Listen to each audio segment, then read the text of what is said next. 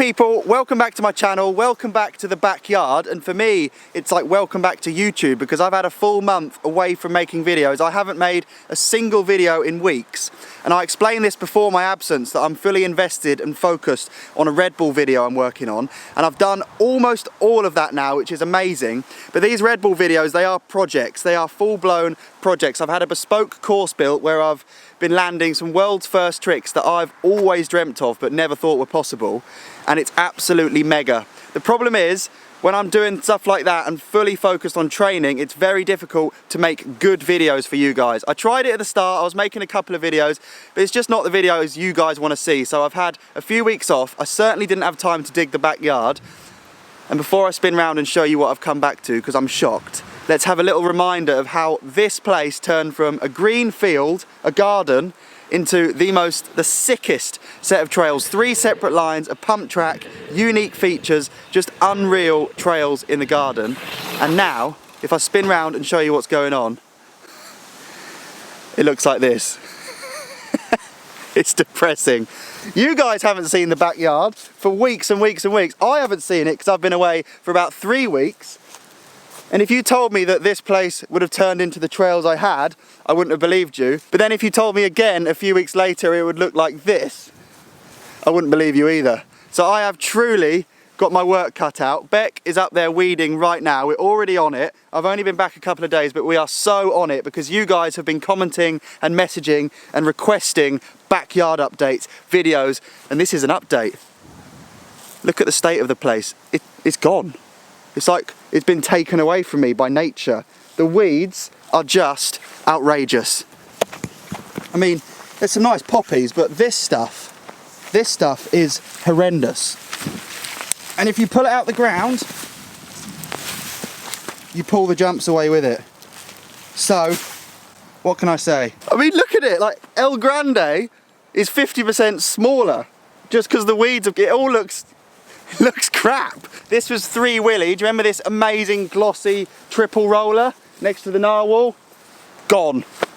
You can't even ride it. You can imagine I had a little cry when I came back. I was expecting the trails to still be here, still be rideable. They are going to be rideable, and it's interesting actually, the stuff like the dolphin that's been built from the clay in the ground isn't so affected by weeds, but anything made from the topsoil I brought in is just, oh, look at this, the Megalodon. 30 tons of topsoil, and it's just a breeding ground for weeds. I should have known better, let's be honest. I remember, oh my God, look at the landing. It's not even weeds, it's actual rainforest gear. That's like a, what even is that? Any horticultural experts, help me out. Is that poisonous? How can that just appear? So, you can imagine I was pretty upset, but you can look at this in one of 2 ways. Either you look at weeds, Mother Nature, this green catastrophe has taken the trails away from us, or you can see it with a silver lining as an opportunity to kind of start again. And all the time away riding and filming and scheming and thinking about this place, I realised how many kind of elements of these trails I'd love to have changed and would have probably done differently. So here's the chance to do so. So we're going to get all of these weeds out the ground. It's basically going to demolish the jumps, but all the dirt's going to be in the right place to build it bigger, better, sicker than ever before. And that's only thanks to you guys for pushing me to get back here, make videos. What better way to get back to making YouTube videos than grafting back in the garden? Let's do this.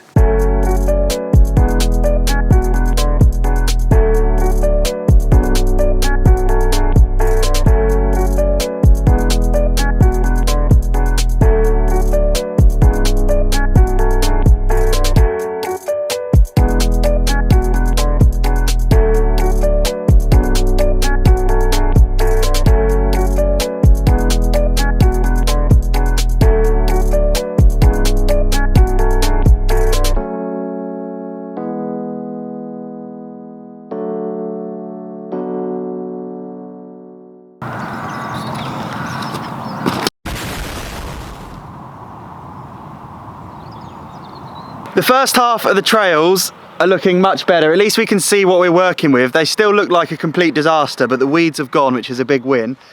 Now, what I was talking about earlier was how the start of the trails, it all started with 2 rollers here. We eventually added one before it to make it a triple roller. But it all started out very simple, very basic, because I had no idea how far this project was going to go, and certainly didn't realise how ambitious we were going to get with features like the narwhal, the megalodon at the end.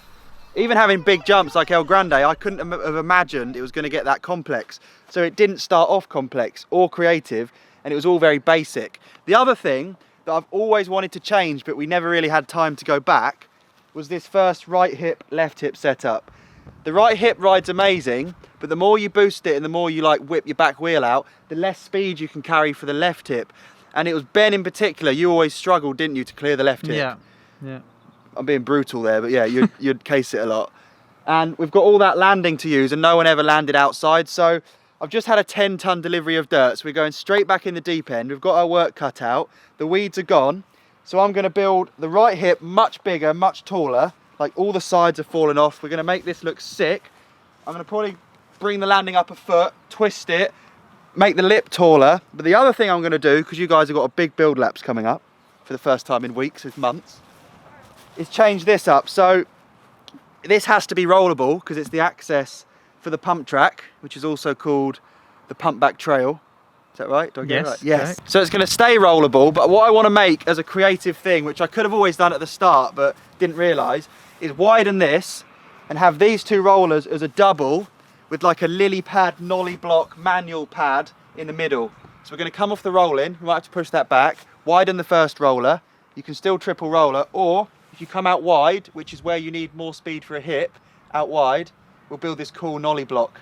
So it's going to look sick. The start of the trails is going to like live up to the fame and the reputation of the complex end of the trails. So without further ado, you'll be ecstatic to know and understand that we're hitting you with a build laps.